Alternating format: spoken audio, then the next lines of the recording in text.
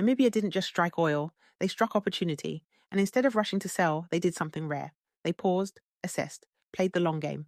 Most countries, they find oil, sign the first deal that lands, and hope for the best. Namibia, they waited. And that's the whole story. Because this isn't just about oil under the sea, it's about what happens when a small African country refuses to play the old game and starts writing its own rules. See, Africa has oil: Nigeria, Angola, Ghana, Equatorial Guinea. But how many of those countries can say oil actually built national wealth? Most of them never controlled the contracts. They didn't own the tech, didn't get their fair share. Foreign companies brought in the money, the rigs, the engineers, and took the lion's share of the returns. Governments got royalties, maybe 10% equity, usually passive, no oversight, no decision-making power, just waiting for a check after the oil companies had claimed expenses, salaries, flights, hotels, you name it.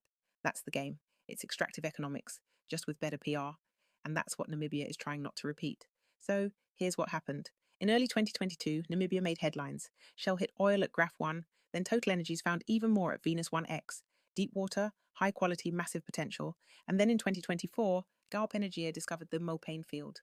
Early data says it could hold up to 10 billion barrels of oil. Put that next to Namibia's GDP, just $13 billion, and suddenly you're looking at a small country sitting on resources worth up to $750 billion over time. That's not just a find, that's a financial shift, if they play it right.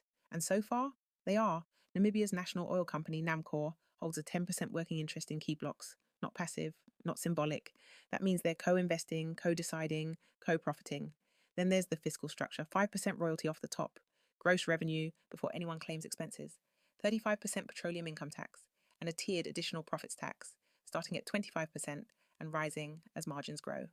So Namibia is not relying on just one stream of income. They're building a layered long-term revenue structure. And they're doing all this before production has even begun. That matters. Because once oil starts flowing, the contracts are locked. The game changes. Right now, they've still got leverage. TotalEnergies is expected to make a final investment decision on Venus by late 2026. Production could begin by 2029. That window, between discovery and development, is everything. It's where real value is won or lost. And most countries, they don't wait. They sign early, they get excited, they rush the bag. Namibia, they're walking slow, strategic, uncommon. And the world's watching. Shell, Total, Qatar Energy, Galp. They're all competing for position in Namibia now. Why? Because the Orange Basin is suddenly one of the hottest frontier plays in global oil. The geology's solid, the reserves are deep, and the politics, more stable than most of West Africa. Europe wants in because of the energy transition. China's watching because of global positioning. Investors are watching because the numbers are massive. But Namibia, they're not just hosting, they're negotiating. They're setting terms, not begging for contracts. That's the real flex. So what does this mean for Namibia? For a country of under 3 million people, this could change everything. Roads, infrastructure, healthcare, education, jobs, industry. Done right, this oil could transform Namibia's fiscal base and fund the country's next chapter. But let's not get carried away. Oil can curse a country just as fast as it can enrich it. Corruption, inflation, dependency. We've seen it all before. This could be the making or the unmaking of Namibia. It depends entirely on how they manage the windfall. And that's why this story matters. Because it's not just about oil. It's about ownership.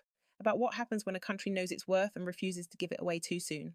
It's a masterclass in patience, in structure, in leverage. It's a blueprint for governments, for founders, for anyone in negotiations. Don't rush the deal. Structure it. Don't chase quick wins. Play for legacy. Namibia didn't just find oil. They found leverage. And they're using it. This isn't a hype story. It's a power story. And the lesson?